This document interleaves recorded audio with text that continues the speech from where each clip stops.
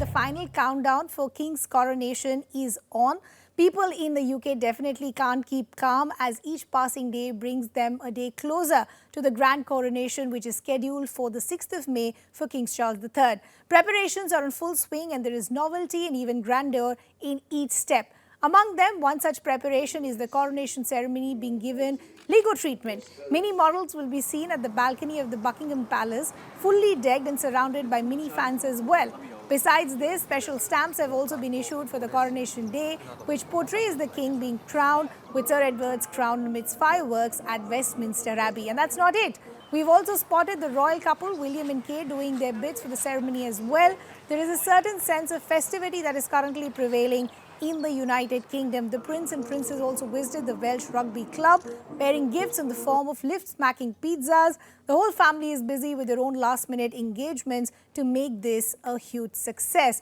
But with surveys indicating that the royalty is seeing a dip as far as fans are concerned, can the PR machinery ensure that this becomes a grand success for the royal family? Sanjay continues to be with us. Sanjay, and that really is the question that many who are working for the royal family must be scratching their heads with. But we'll get to that in just a bit. Talk to us about the prominent events that are leading up to the coronation. Well, the preparation is on in full swing, and this preparation is coming primarily from the authorities. It's coming from the palace, it's coming from local government working together with the palace. So there is an attempt, and you're quite right to use the expression a PR game. This is turning out to be a massive PR exercise from the palace.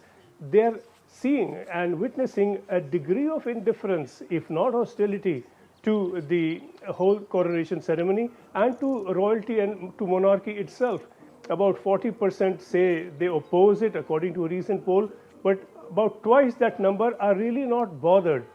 And clearly the palace would be concerned about the indifference as much as the hostility. So there's a whole game on to crank up some sort of enthusiasm, some sort of public interest in this, and to build the mood for the big occasion.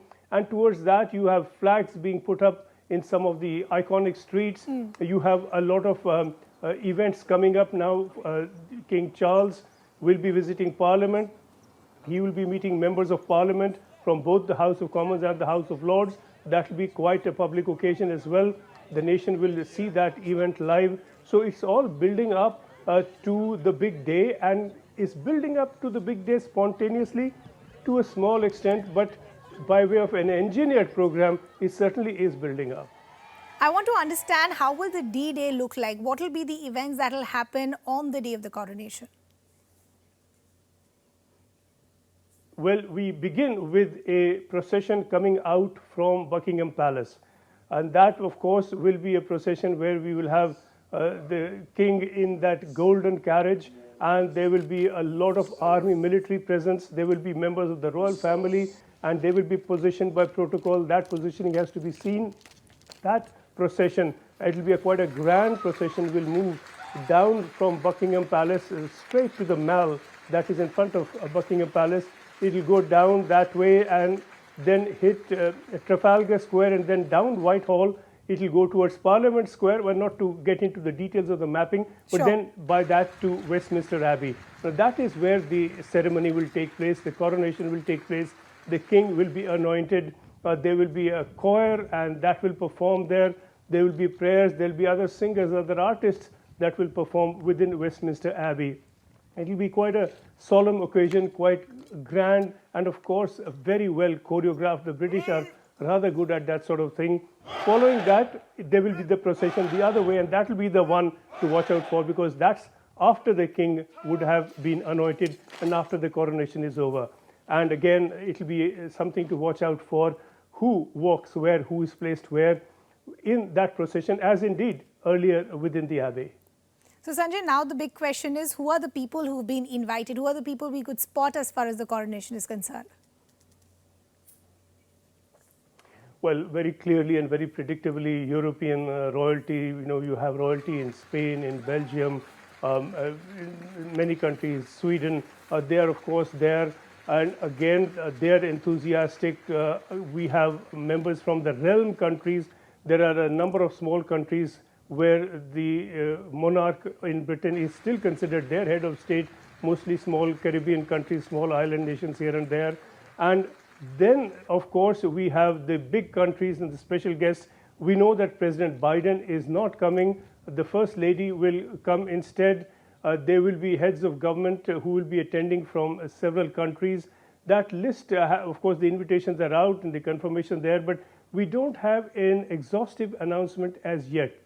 We are waiting to see what the final names will be. There will be some amount of churning over the next few days, but certainly by the end of the week or very early next week, we should have a fair idea who will be there. And a lot of anticipation, of course, was whether Harry and Meghan will be attending. The confirmation is that Harry, in fact, will be attending the coronation. But the question also is, how will he be placed vis-a-vis the active royals? Do we have a sense of understanding where he could possibly be seated and the ceremonies that he could be part of? Well, we've had a number of royal experts giving their views on this, and no one really knows. So one person's expertise is as good or as bad as another. In fact, a street view might just be as valid as that from an alleged royal expert these days. One person did make a guess that Harry will be seated 10 rows behind. Clearly, there's no word from the palace on this, but that is speculation. What we can say is that he's not likely to be pushed right into the back, because that will be too extreme a public snub. Harry will not be right in the front row because he's not a working royal, but perhaps it would be graceful to give him a position of prominence which is just short of the front lines. Well, since anybody is guessing, you and I can guess just as well. That is perhaps our guess, where he is likely to be. Exactly how that gets translated into which seat, how many yards from where to the front, left, right, center, this, of course, is what the palace will be determining by way of the detail and expression of protocol. Right. Lastly, Sanjay, because, we spoke about surveys that are indicating that many do not want the royalty. So the question that many is also asking is, how much will all of this actually cost the taxpayer? Well, it's certainly going to cost a good deal, and this has been a very controversial issue. Whether the monarchy brings something to the table or whether it costs the taxpayers. And either way, the position is very opaque. The palace maintains a grand silence over this, and this is beginning to annoy people. People say, well, this is a political institution after all. It is funded by the taxpayers, and they should disclose their assets. They should disclose their budgets.